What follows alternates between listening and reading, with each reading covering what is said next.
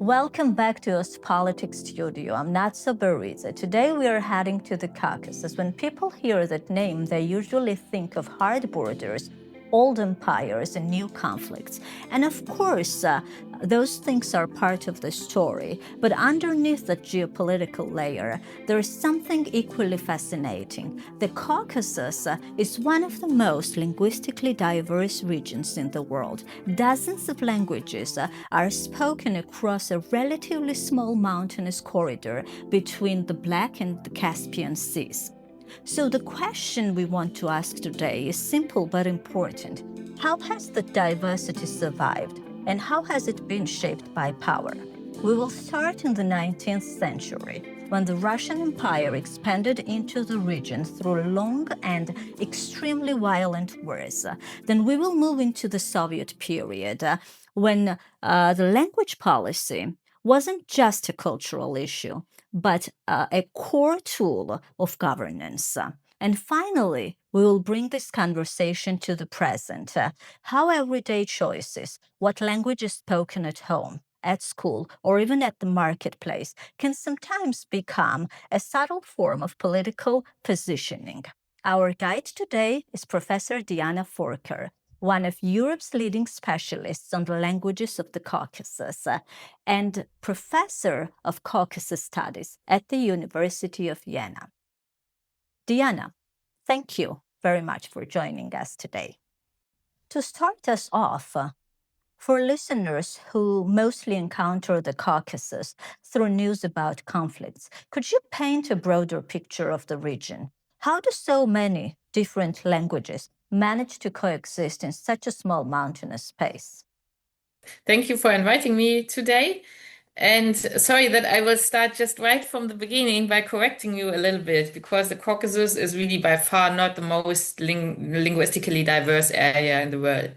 There are many areas that have much more languages, much more different language families, and so on. So, as a linguist, if you think of linguistic diversity, you would first of all think of New Guinea, that has, I don't know, something like 700 languages, or Vanuatu, which is a very small place that has, I think, something around 200 languages, and many countries in Africa have much more languages than the Caucasus has. But of course, from a European perspective, or let's say from a Eurasian perspective, maybe, it is linguistically quite a rich area and a very interesting area. And so for linguists, also to start with a kind of framing, linguistic diversity means not just many languages, but many different languages. So languages that are not related, for instance, or that differ even if they are related. Because imagine you have, let's say, 200 languages that are all very much the same. Then for a linguist, it's quite interesting, but not that interesting as 200 languages that would all be very diverse. Yeah. And so if we now look at the Caucasus, what do we see there? If we count languages, this is difficult. Yeah, it's a general problem in linguistics. We cannot really count languages because what counts as a language is more a political question than a linguistic question. But even if we take, let's say, rule of thumbs and so on, we could say, okay, maybe the Caucasus has something like 60 to 70 languages, varieties, dialects, however you want to call them. So this is quite okay, maybe if we compare it to Europe. There are three indigenous language families, which is West Caucasian, spoken in the northwestern part with Circassian, for instance. Then we have East Caucasian or Dagestanian, spoken in the northeastern part of the Caucasus, with Chechen as the biggest language. And of course, in the south, we have the South Caucasian or Kartvelian languages, with Georgian as the major language. So three indigenous language families, of which East Caucasian is the biggest one in terms of individual languages. It has maybe something like 40 languages, depending on what you count as a language or a dialect. So three language families, this is clear. And then we have other language families that are also present in the Caucasus today, which first of all, of course, is Indo-European. And from the Indo-European language family, we have a rather different sub-branches. Yeah, we have Armenian, of course, if you want to call it a Caucasian language. This would be one branch of the Indo-European family. Then we have Iranian languages, such as Tat or Talish, and of course Ossetic, Ossetian. And then, of course, today we have Russian spoken as a like big Indo-European languages in the Caucasus of today. And then, of course, we also have Turkic languages such as Azerbaijani, as Kumyk, as Nogai, and as Balkar, Chai Balkar. So quite like let's say we have five language families that are well represented, and then there is also a little bit of Semitic traces in the Caucasus. Yeah, so this is quite interesting. Also because the languages and the language families differ quite substantially in their grammar, but they also have quite a lot of interesting features that they share, and that at least in part can be explained by language contact, long-standing language contact. So language contact that lasted at least 2000 years or something like that. Yeah. And if we think now how the Caucasus is today, so, or you ask a question about the 19th century influence. So the big empires, such as the Russian Empire, Ottoman Empire, Persian Empire, of course, they left traces in the Caucasus, mainly in the form of lingua francas. That means you have languages, the languages of the empires that were used mostly by people with a higher education to talk to each other. You mentioned that different lingua francas emerged across the region over time. How did the presence of large empires shape which languages people actually used to communicate across communities? So Russian, of course, is still today there in the Northern Caucasus, the main lingua franca. Then in the Southern Caucasus, we have the influence of the Ottoman Empire, in the sense that we have Azerbaijani spoken in the South Eastern Caucasus, and Azerbaijani, of course, in Azerbaijan today is the lingua franca spoken by more or less the major part of the population. And if we look at Georgia, we don't see so many traces of the older empires, let's say. Of course, we have a couple of Russian loanwords in Georgian. We also have Arabic loanwords, Persian loanwords, which are also found in other parts of the Caucasus. But in Georgia, the situation is a bit different, because today it's rather the Georgian language itself that is threatening other languages from the same family. So this is not this is not a consequence of the Russian Empire or of the Persian Empire. Russia's 19th century expansion into the Caucasus was extremely violent. Long wars, mass deportations, and for the Circassians, a catastrophe that many call a genocide. How did that period reshape the region's linguistic map? Yes, so it mostly affected the Northwestern Caucasus and the languages spoken there. So languages such as Circassian, of course, but also Abkhaz and Ubykh, that all belong to the same West Caucasian or Northwest Caucasian language family, because it led to this mass migration and, of course, a Circassian genocide. So a big part of the Circassian population either died during migration or died shortly after the migration, and the part that managed to reach the Ottoman Empire was distributed across the entire empire. Yeah? So the Ottoman Empire, they made sure that the people did not settle all in the same places. They really settled all across the empire. And at some point, of course, when this empire stopped to exist, sometimes people were forced to migrate again And the result is now that the West Caucasian languages have a very large diaspora, mainly in Turkey. Yeah, so there are different estimates that say that in Turkey we have between 1 million up to 4 million Circassians.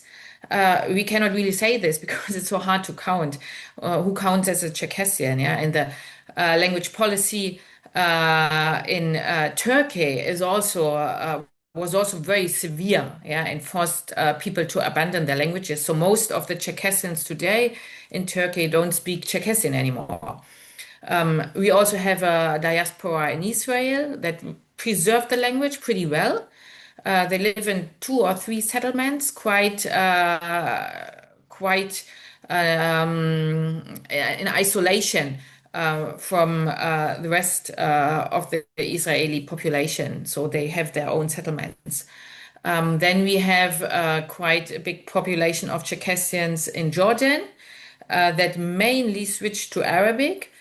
So they did not preserve the language. We also have Circassians in Syria, but because of the recent war in Syria, many of them tried to leave the country and move to Jordan, for instance, or to other places. So I cannot really say anything specific about the Circassian diaspora there. But in any case, so the West Caucasian languages have big diasporas. One of the languages disappeared completely. So as we say, it died. Yeah. This language was called Ubykh.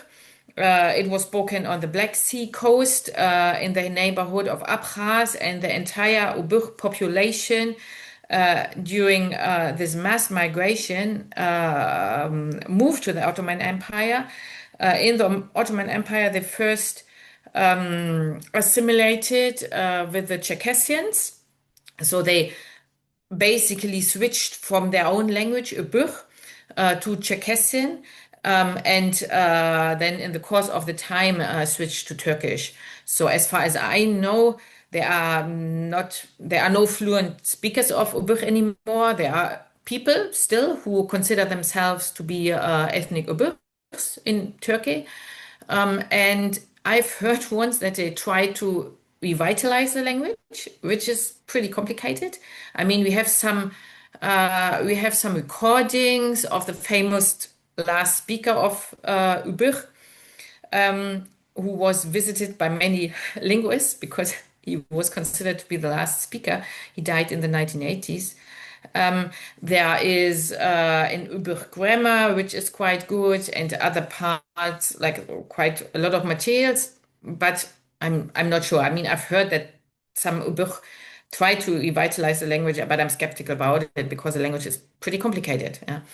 And if we look today at the West Caucasus, and you look at maps that show you the distribution of the language, you might wonder why Circassian, so Adige and Kabadian, but also Abkhaz in Abkhazia and Abaza in the Northern Caucasus, they are spoken just in limited territories. Yeah, that looks like small islands, and all the rest of the Western Caucasus, except of course for the highest mountains, is also populated, but it's populated by speakers of other languages, mainly by speakers of Russian, of course.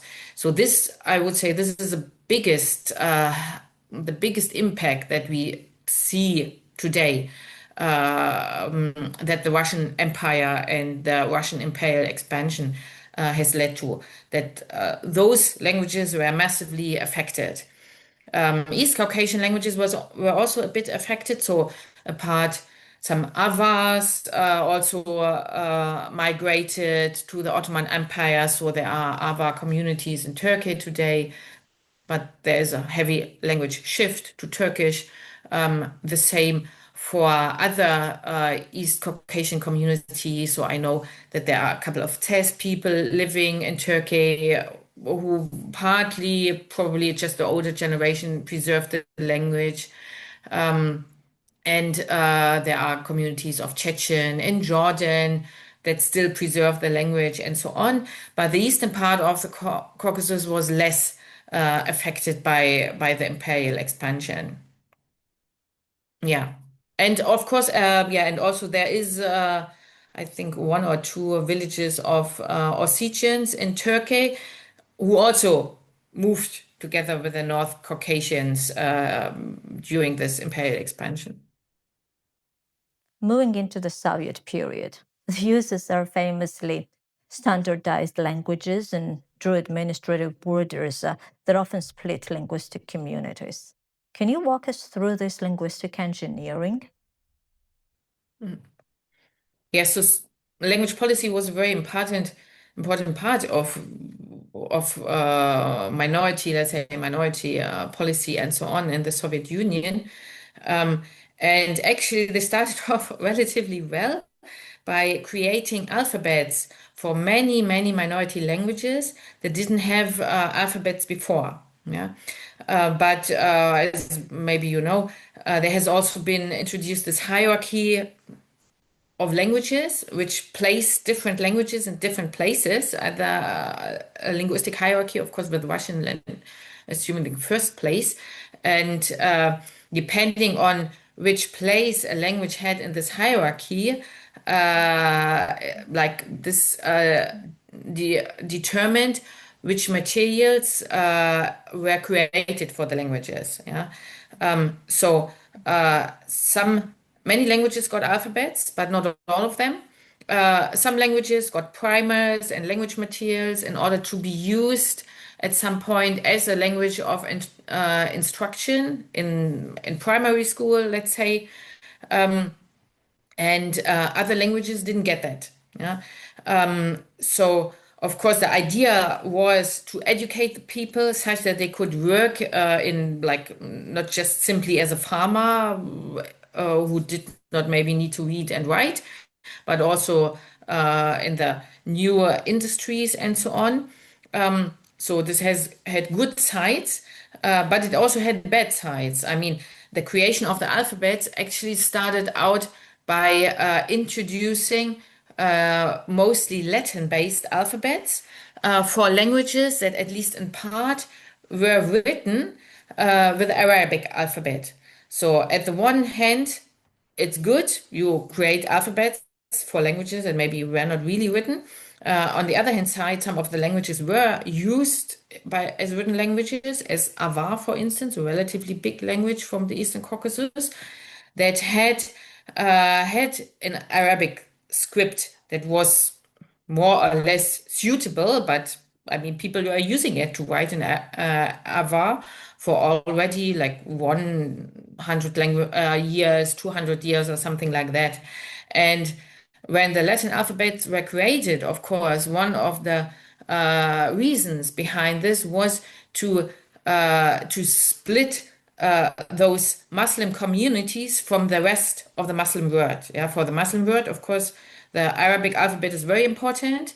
And if people don't use it anymore at a daily basis, they forget about it.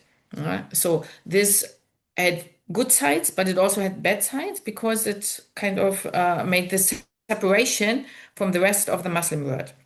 And afterwards, of course, when language policy went on in the 30s, yeah, around in 1938, 1937, 1939, and so on, the Latin alphabets were changed to Cyrillic alphabets. Because yeah, like the argumentation was that the Latin alphabet, that the Cyrillic alphabets are quite suitable, and that in this way it would be easier for speakers of minority languages to also learn to read and write in Russian at the same time. So it would be easier for them to just learn one alphabet. And these alphabets were created in such a way that if you compare them across different languages, you will notice that for those sounds that do not exist in Russian, the creators of the alphabet chose different combinations of Cyrillic letters, such that if you know one alphabet, for instance, if you know the Cyrillic alphabet for for Circassian, you cannot use it in order to read avar, even if some of the sounds are identical. Yeah. So basically, you could say they were created on purpose in such a manner that they would again split up the different groups. Yeah. And this makes actually this like reading and writing of those alphabets a bit difficult. Yeah.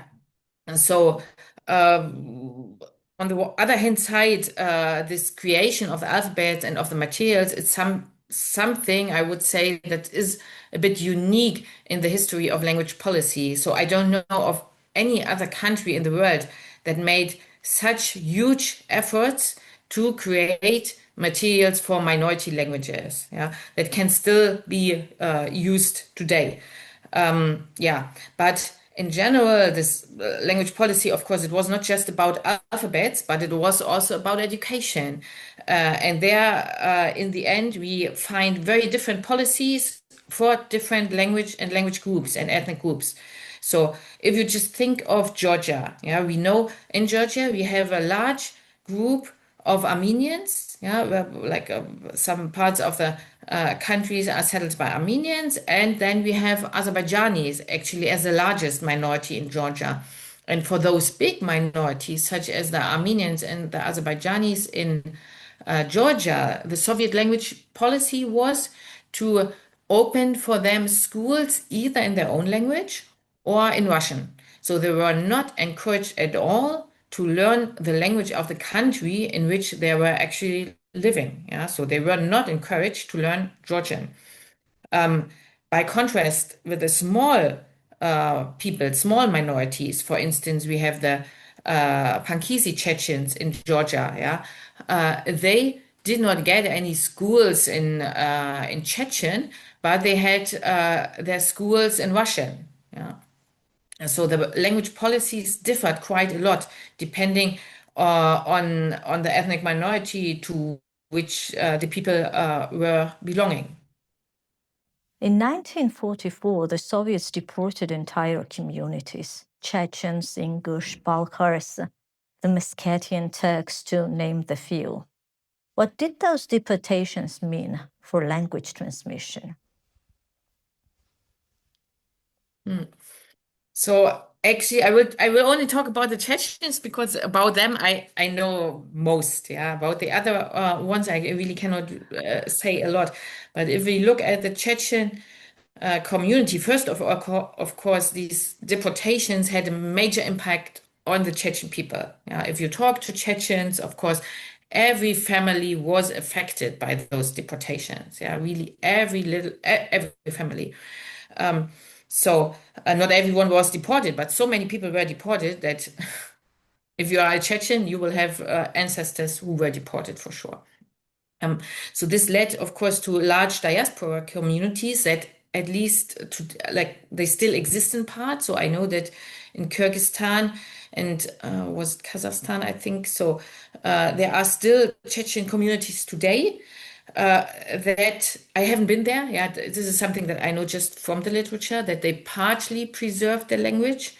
And when they came back, of course, I mean that like the Chechens tried to preserve the language, but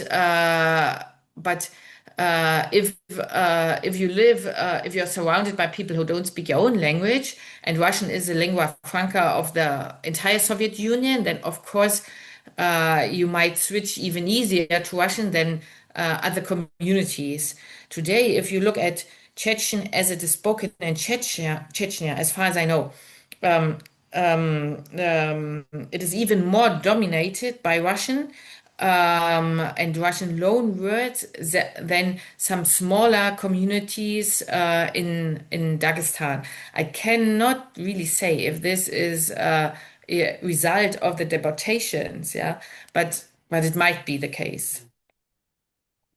In your fieldwork, you often look at how people actually use languages in everyday life. How do seemingly ordinary choices, what language people speak at school or in public, take on political meaning, especially in relation to Russia?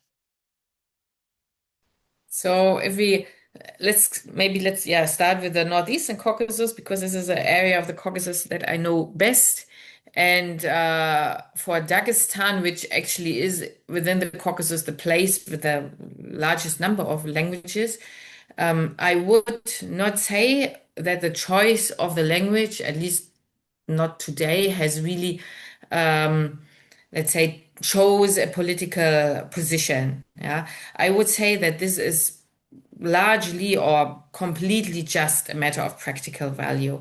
So parents want their children to participate in modern life. Of course, they want them to get good jobs, to earn enough money, to make a living, and so on. And for this, they know, of course, that Russian is the most important language. Yeah, and if you look at the school system, so in Dagestan, there are no schools in which teaching is done in any of the minority languages. So the languages of education is always Russian. It happens sometimes maybe in primary school when the children really just start school, that may be the teacher, if it's a village school in the mountains, let's say, the teacher might speak in the minority language and explain a little bit. But today, as far as I can judge, all children are exposed to Russian, of course, through television, through the internet, watching movies and so on in Russian. So all children also have a quite good command of Russian when they start school. Um, and then the other thing is that even if you have an alphabet, it doesn't mean that people will use it. Yeah. First of all, of course, they have to learn this alphabet. This happens in school, not always. It depends really on where you live. In many schools, you don't have a lot of teaching of minority languages. Or if you have it, it is done in such a not really helpful manner that the children just don't care and don't learn it. Yeah. So basically, you could say they don't even have another choice whenever they want to write something, it will be in Russian. So just very, very few people use the minority languages for written communication. Yeah. It's used a bit more. It's obviously used more for oral communication. So within families, if the peoples know the language, then they speak it. Children tend to speak the language of the peer group. And now think or just keep in mind that the people are moving from the mountains to the lowlands.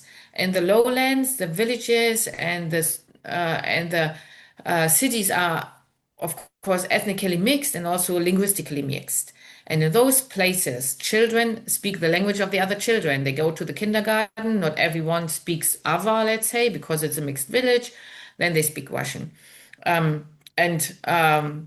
even if parents want their children to speak minority languages, their own languages, which is also the case. I mean, the people are very proud of the languages, yeah. Uh, and if they try to speak the language with the children, which I have seen among my colleagues, for instance, yeah, my Dagestanian colleagues, for instance, Rasul Mutalov, who is a speaker of Sanzhi Dargwa, he made a very conscious choice to always speak his language and also his wife's language. His wife is from the same community with the children. The children are now in their 40s. They know the language. They try to speak it also with their own children, but they see that basically, since everyone around is speaking Russian, they don't really have a chance. Yeah. So even if you want to make, let's say, a political statement in the sense that you make the conscious choice of using your minority language, if everyone around is speaking Russian, then you don't really have a chance. So yeah, it's a sad situation, of course, for a linguist is always sad if people switch to a big language. But it's really a matter of practicality and pragmatics. It's a pragmatic decision. Yeah. And when a community loses its language, what tends to disappear along with it? Beyond vocabulary, What happens to memory, cultural knowledge, or the ways of organizing social life? So I would say the examples from my own work are mostly since the community with whom I've been working quite for a long time, the Sanzhi Dargwa community, they are in the process of a language shift. Yeah, so the oldest generation, they are fluent speakers of Sanzhi Dargwa, and some of the oldest women with whom I worked, they did not know Russian very well. So when I worked with them, they like I always had a language assistant who was also translating with me. The middle generation, they are bilingual or sometimes multilingual, depending on how they grew up. But the youngest generation, they either don't speak Sanji Dargwa, or they speak it just a little bit. And because everyone else, like all the children are speaking Russian, all the other children in the village, because it's a mixed village in which most of the community works, lives, so they prefer to speak Russian. And but what you already see in the middle generation, let's say, is that first of all, so when languages are disappearing, it's not the case that everything is disappearing at the same time, yeah. But mostly people continue to have their everyday language, but specialized vocabulary is getting lost earlier, yeah. So think of people who know a lot about different plants that can be used for cooking or for healing. This is a knowledge that disappears first. People are still able to say hello, how are you, what are you doing today, and so on, but they forget the plant names. Yeah, they may forget the names for animals because they are using the Russian names. And with this, of course, in particular, for instance, with the plant names, also knowledge gets lost. And this is something that not always can be kept and translated into the new language. Yeah, it really depends on the people, and this is something that can be completely lost at some point, let's say. Let me bring this briefly to Georgia. The country has gone through significant political turbulence recently. As someone who spent years building Georgian German academic networks, how do you see this moment? Thanks for this question. So I have to say this is really something that touches me quite a lot. Yeah, I'm really, I don't know how to say, shocked is not the right word for it, but I'm really like say touched by what is going on, and I really feel sorry for my Georgian colleagues. I think it's important to show solidarity with our Georgian colleagues, even though, of course, I mean, for them it's hard to do anything. Like they are going out on the streets and protesting, and this leads to nothing positive for them in the end. At least this is how it's right now. And what can we do here in Germany? Okay, we can show solidarity by signing petitions, or we also put a statement on our website. We try to continue the contact. So, of course, we can still go to Georgia, and I think we should, as long as we have the possibility to go and to meet colleagues, we should do it. And the same, of course, if we have the possibility to invite them to Germany, we should do it. Maybe one thing, I mean, ideally, the DAAD, so the German Academic Exchange Service, or also the Alexander von Humboldt Foundation, they could initiate programs for Georgian scholars. Yeah, I mean, they have some programs for threatened scholars, so why not maybe at least have some financial support and some stipends for scholars from Georgia. So at Jena University, we will organize a lecture series in the winter term that will be devoted to specifically our Jena Georgian collaborations and cooperations in different disciplines, not just philology and linguistics, but including also including also political science, German as a foreign language, ancient history, and law, so quite different disciplines. We will also participate in further initiatives. There, for instance, there will be an kind of workshop or conference or something like that devoted to the future of higher education in July in Essen, and we also will take part in this. So it's quite important for the German community to kind of to speak up and like try to get the attention. But we also see that actually this is quite difficult. Yeah. So we at Jena University we have this Georgian German scientific network, and we wanted to apply for a bigger grant in order uh, to um, to widen and strengthen our collaboration. But we were told that projects with Georgia are not funded anymore at the moment. And this is something that I consider to be really bad. Yeah, this is not the good thing to do for Germany. We can decide on who we want to support in Georgia.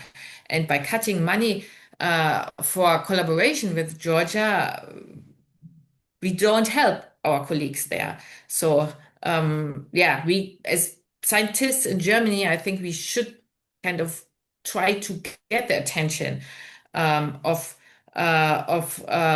policymakers and stakeholders in organizations such as Humboldt or DAAD in order to help our colleagues. And finally, stepping back a bit, for listeners who want to understand the Caucasus beyond the usual headlines, what does the region's linguistic diversity teach us about politics in general, about how communities survive, remember, and adapt while living between powerful empires? I was thinking about this question. I thought, what can I say to this?